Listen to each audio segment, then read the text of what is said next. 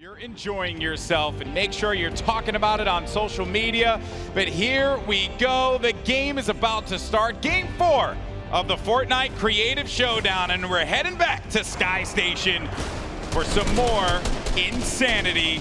Who is going to come out on top? It could be a different winner, or we can have our first two-time victor in the Sky Station Showdown. If you're just tuning in, if you're watching from home, if you're here in LA, if you're talking about it on Reddit, the format is very important. The top 3 control points are worth 3 points per second, and it's gotta be your VIP uncontested to earn those points.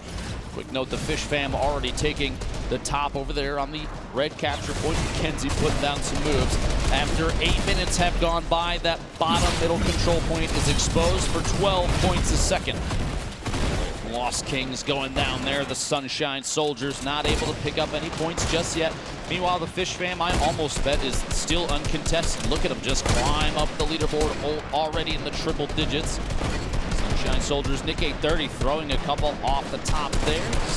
Pokemon taking shots from a distance. Excellent shot. Picks up that elimination. The sword carrier, the VIP for the Chicken Champions. That's Chandler. Play range. Challenging Pokemon to a 1v1. There you go. Look at that range, right? That was a really smart play there from Pokemon, just playing the range game, not allowing that Infinity Blade to get right in front of her, because they have that slow animation. You get caught in it, and then it's a wrap at that point in time. And you're also going to have Davier here, also known as Ambush King. This guy has been all around the Fortnite community doing so many events. He's been all around, and it's crazy to see that he's here today playing, and maybe could get that golden ticket not only to this event, but also to New York City. This is actually kind of an interesting strategy piece. You saw Courage on the ramp. I would just want to note, he was look at him. He's waiting and taking shots. He knows there's a sword carrier up top, but he didn't want to push up because it was going to be a 1v1 against someone with an Infinity Blade. Not a good call. That right there, waiting for Jordan Fisher to come up as well, is a big move, because you know a 2v2, much better odds of winning, especially when you then have an Infinity Blade on your side. That middle platform too gives you some good range, and if players push up, you could throw down an impulse grenade and shoot them off to the side. Jordan Fisher, as you saw a second ago, was going to be eliminated, and the Llama Record Company needs to reset. Only 18 points for our current leaders, our current overall leaders, and then the Cuddle crew in first place. And it's gaining fast. Xavier Woods and company looking to peel away with a victory here. FishFam not far behind. In a situation like this with the game mode, that it's very the creative game mode here that's been developed. The Cuddle crew has 2 professional players, professional Fortnite players from Ghost Gaming. That's kind of scary. You think looking at a game mode like this, they're going to have an advantage? Because things are a little different. I think this is, everybody kind of understands this is different than traditional competitive Fortnite. Oh, for sure. But when you know how to aim, you know how to aim. And that is certainly what this Ghost Gaming crew and Aiden and Kayun are capable of doing. A lot of our players out here, I mean, Courage has also competed in a few of the World Cups, as have you, Cypher PK. So we have some great players that have been participating in competition, in official Fortnite competitions for quite some time now. So there's a lot of formidable players that are out there.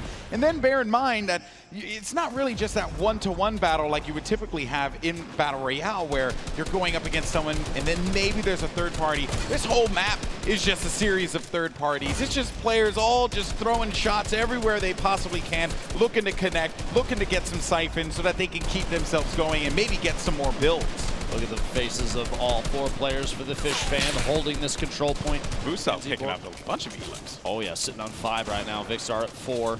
Mackenzie rotating around inside, just trying to stay mobile. You don't want to get picked by a hunting rifle shot from a distance. Keep in mind too, as we mentioned earlier, the loadout across the board for every player in this match is the same. Oh Lord. Unless you're carrying the, I'm pretty sure that's laser beam. Yeah, that's laser beam. Yep. Every single player is sitting on that rare, the blue AR, a rare tactical shotgun. And look at Mackenzie. Hunting rifle. Oh yeah. Just hiding.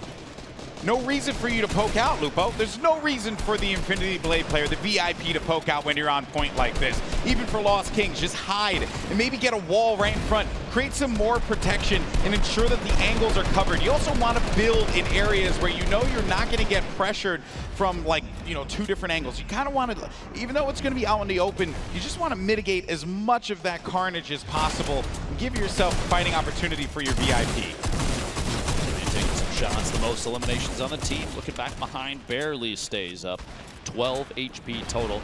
Siphon can pick her all the way back up, but Shot gonna catch him off guard. He's on her and she'd be eliminated. He literally mentioned Raven's Revenge sneaking in out of nowhere, coming from off camera, picking up that elimination. I don't think the observers are trying to do it. I don't think they are. Oh, did they put a pyramid on top of him? On top of Xavier? 2 players. Look, Aiden, there he is. Ayun, both sitting on 15 eliminations apiece. Xavier.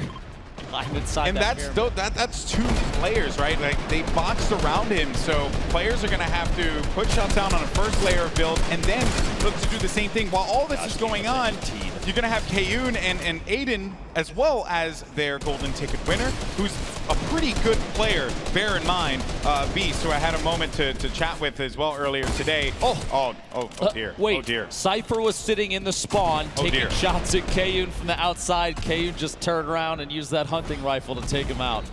What a shot there. Situation kind of tough for the team. I would like to point out, though, the Cuddle crew, because they've stored Xavier Woods in a box to ship him all the way to the top of the leaderboard, they've made their way there. No one knows he's there. 69 points. No one knows he's there. There's no reason for Xavier Woods to get out of there. Let your teammates do the work. You have 2 of the best competitive Fortnite players out right now that are competing in this game, protecting you. No reason. Just hide your pyramid, Xavier. I believe in you, buddy.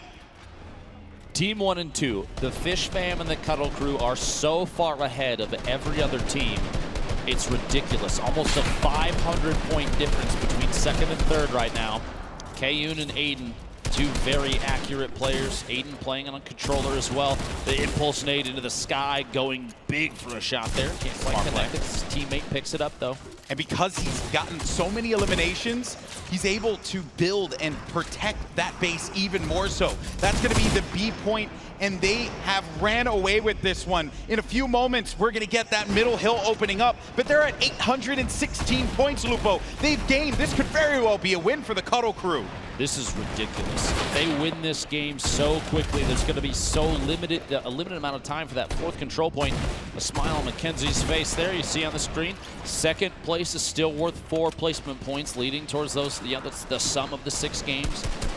If I'm FishFam, I'm sending one of my players after the Cuddle crew to try and stop them from gaining points. Because if it keeps going like this, it's going to be GG. There's nothing they could do. You have to split up, and you have to look for them, and the point's going to open up. Point D's going to open up in 15 seconds, Lupo, and Cuddle crew probably don't even need it. Right now, still climbing, still unchallenged, I think. Xavier holding that control point. Ladies and gentlemen, this might be the fastest game is crazy. We see the entire night. We're just over halfway through Game 4, and the bottom middle is open, and multiple swords are flying in right now. Jordan Fisher and the player from Phantoms, the Little Whip Warriors, though. 3 of the 4 players sitting right on the point right now. And the Cuddle crew have pushed on forward. They're going to keep holding this down. No one's going to get in there to try and stop them. But one player does try to make a valiant effort to do it. Is Patriota, who's going in for that tack shot. He getting the connections, but Kayun is making him pay. In come his team, though, looking to support him right from the off screen yet again. And then finally, the run here for the Cuddle crew is going to be stopped. And this is where the FishFam can come and take this game away from everyone else. Xavier Woods going to have to push back in as fast as he can. The FishFam now in the lead, 951 points and climbing a dominant first. They have to push FishFam right now. They have to. Look at him, just dancing it out, sitting inside the control point. 6 minutes remaining, but it's not even going to matter. The FishFam are holding it down. No one's challenging. This might be it. 996. That's a victory royale. Game 4 goes to the FishFam.